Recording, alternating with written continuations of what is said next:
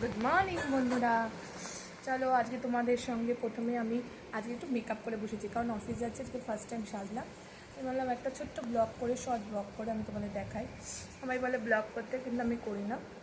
ভালো আছো নিশ্চয়ই, আশা করি সুস্থ থাকো, ভালো থাকো, এটাই তো সবসময় পর্বে বলি আমি তোমাদের।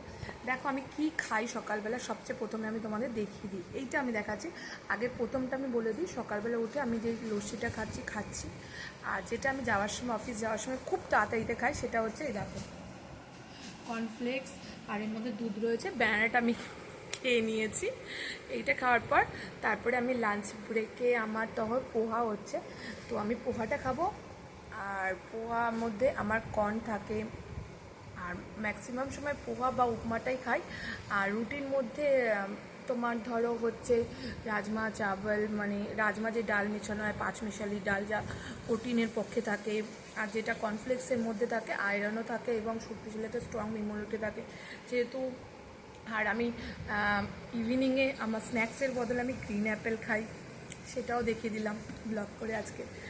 তো রাত্রেবেলার দিকে আমি আমার সেটা খাই, রুটি ভাত। যে ভাতটা আমি খাই কারণ বাঙালি ভেতো মানে ভেতোই, তো আমাকে রাত্রে ভাত বা সবজি, যেহেতু আমি 12 মাস নিরামিষ খাই, আমার ব্রহ্মকুমারী তোমরা সবাই জানো, যে তাই জন্য আমি ভেতো, তাই জন্য আমি প্রচণ্ড পরিমাণে ভাত ভালোবাসি এবং রাত্রেবেলা আমার একটু হলেও ভাত চাই। আর রুটি খাই না এমন হয়, রুটি আর ভাতের মধ্যে দুটোর মধ্যেই কার্বোহাইড্রেট আছে, দুটোই ম্যাক্সিমাম করে তোমরা খাওয়ার চেষ্টা করবে, কারণ কার্বোহাইড্রেটও আমার শরীরের পক্ষে ভীষণ ভালো এবং উপকার আছে।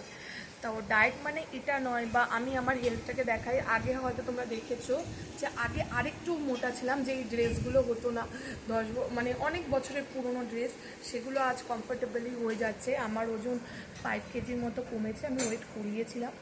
তো সেক্ষেত্রে তোমরাও নর্মাল খাবারগুলো খাবে। আর আমি ডেলি বেসিসে তোমাদের একটা জিনিস দেখাই, 1 সেকেন্ড আমার ব্যাগটাই দেখাই, 1 সেকেন্ড দেখাচ্ছি। আমি আমি ডেলি এটাতে বটলের মধ্যে আমার চিয়া সিড থাকে, ব্ল্যাক সল্ট থাকে, আর এর মধ্যে থাকে হচ্ছে নুন, যেটা আমি ডেলি বেসিকে অফিস আওয়ার্সে যখন আমি ব্ল্যাক সল্ট আমি এটা খাই, শরীরের পক্ষে আমার আয়রন থাকে, সেটার জন্য আমি ওটা ডেলি খাচ্ছি। আর যার কারণে আমার এই রোগা হওয়ার পেছনে এটারও ভূমিকা মানে মারাত্মকপূর্ণ। চিয়া সিড শুধু রোগা করার জন্য না, চিয়া সিড তোমার হেলথ কনসেপ্টকেও ভালো রাখবে, তোমার শরীরকেও ভালো লাগবে, তোমার হার্ট লাংসের ওপরে প্রচণ্ড পরিমাণে এফেক্ট করে, যেটা খুব ভালো। আমি চিয়া সিড উপরে পুরো রিসার্চ করেছি, তারপরে গিয়ে রোগা হওয়ার জন্য না, কারণ আমি যেহেতু এপিলেক্সি বিভিন্ন রকম ওষুধ খাই, মেডিসিন খাই, তো সেই জন্য আমি এটা ফলো করি। তোমরাও ফলো করতে পারো, অথবা কর্নফ্লেক্স বা দুধ যেটা আমি দেখালাম সেটার মধ্যে তোমরা চিয়া সিড খেতে পারো, সেটার জন্য তোমাদের কোনো অসুবিধা হবে না। আর ডেলি করে মাস্ট একটা ফ্রুট ইম্পর্টেন্ট, ঠিক আছে? আজকে আমি আমার কি খাই, আর এখন আমি বেরিয়ে যাব অফিসের জন্য, যেহেতু 9:30 বেজে গেছে, তোমরা ঘড়িতে দেখতে পাচ্ছ 9:40 হয়ে গেছে অলরেডি, আমার লেট, আমার 11টার মধ্যে তার আগে আমাকে জয়েন করতে হবে। তো সেক্ষেত্রে আমি বেরিয়ে যাচ্ছি। তো তার আগে আমি ভাবলাম বন্ধুদের আমি একটু বলে দিই, কারণ তোমরাই আমার বন্ধু হয়ে গেছো যারা যারা আমাকে দেখো, আর আমিও চাইবো আরও অনেক বন্ধু হোক।